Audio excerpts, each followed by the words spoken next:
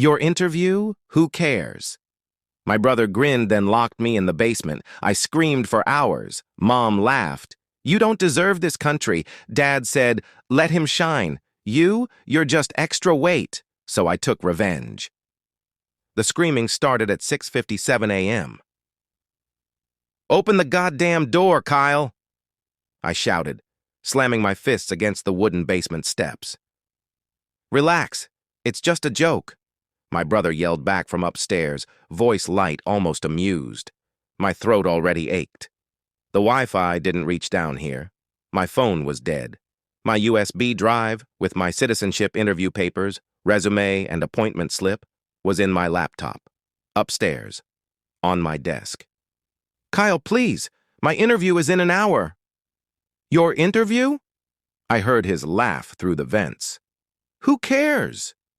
A chair scraped above me, footsteps, then silence.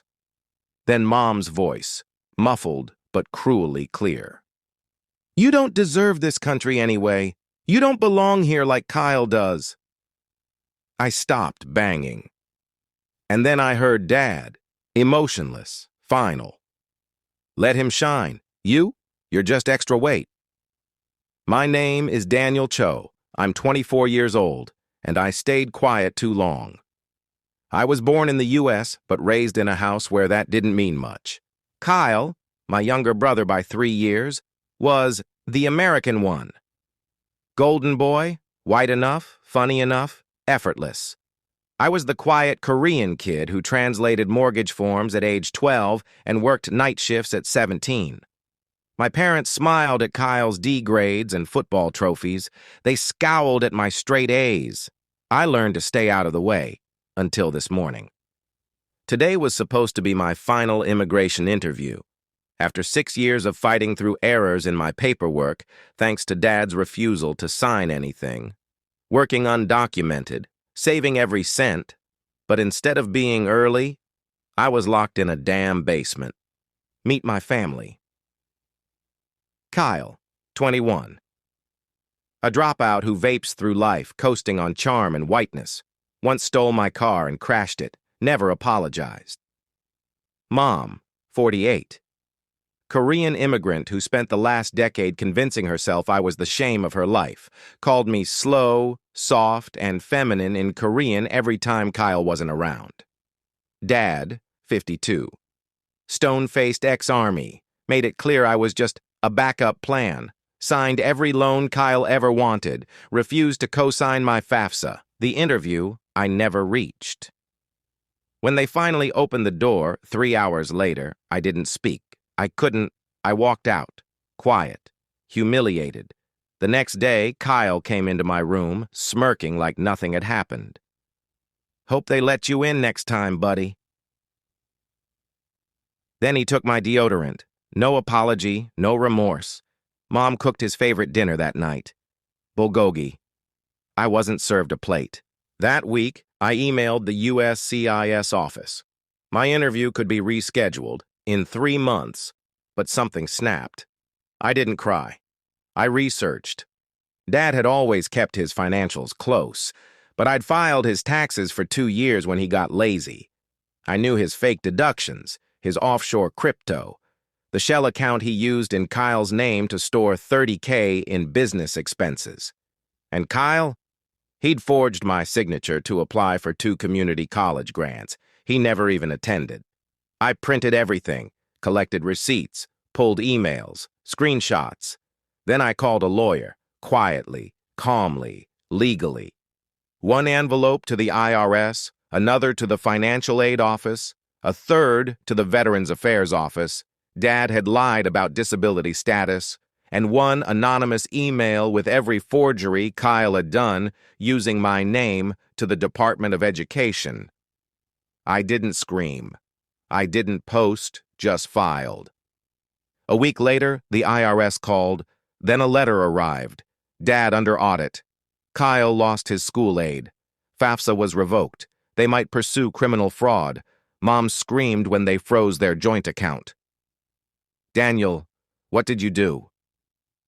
What you taught me, I said quietly. Stay quiet. Work hard. Use the system. No one laughed this time. Dad punched a wall. Kyle stopped speaking to me. Mom cried, but not for me. I didn't storm out. I left on a Saturday morning, 2 duffel bags and my laptop.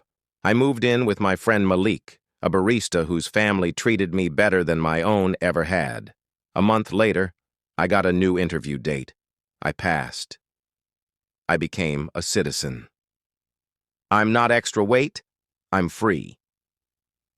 Extended plus enhanced. It's quiet now, but not the kind that suffocates, not the kind that used to hang in the air after Mom's disappointed glances, or after Dad's footsteps stopped outside my bedroom door and never came in, or the silence of being locked in a basement by the same brother I used to share comic books with. No, this silence is mine, earned, fought for. Kyle's working double shifts at a gas station now, not because he wants to, but because his fake future caught up with him. The charm wore off when the fraud reports came through. There's no one left to clean his mess. Mom? She sends cold texts sometimes. Bible verses, prayers, no apologies. Just a spiritual guilt trip wrapped in silence. Dad hasn't said a word. And honestly, that hurts the least. But me? I wake up in a room where my name is on the lease, where my mail doesn't disappear, where no one sneers when I make breakfast, where peace isn't a rare visitor. It lives here now. I work in an office where people say, "Thank you." I volunteer on weekends. I'm learning to laugh again. And when I walk into that immigration center now, I don't tremble. I belong. Because this country isn't about families who tried to bury you. It's about the ones you choose when you crawl out of the basement they locked you in. One night, Malik asked me something that hit deeper than he probably realized. He said, "If they begged you to come home, would you?"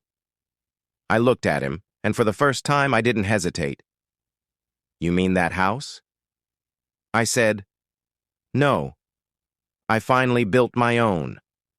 If this story shook something inside you, if you've ever felt like the extra weight in your own family, or if you've ever been underestimated, unseen, or unloved by the people who should have protected you, hit that like button to show you're taking your power back. Subscribe. If you believe silence doesn't mean weakness, it means strategy. And comment below. If you were Daniel, what would you have done? Or simply, I've been there. Because sometimes, just saying it out loud is the first step to healing. Recommendations to audience. To anyone who's ever been treated like a shadow in their own home. You're not invisible. You're becoming unstoppable. To those who carry wounds without scars, you deserve to be seen, to be heard, to be loved without conditions. And to every Daniel out there, your peace is not too much to ask for. It's your birthright.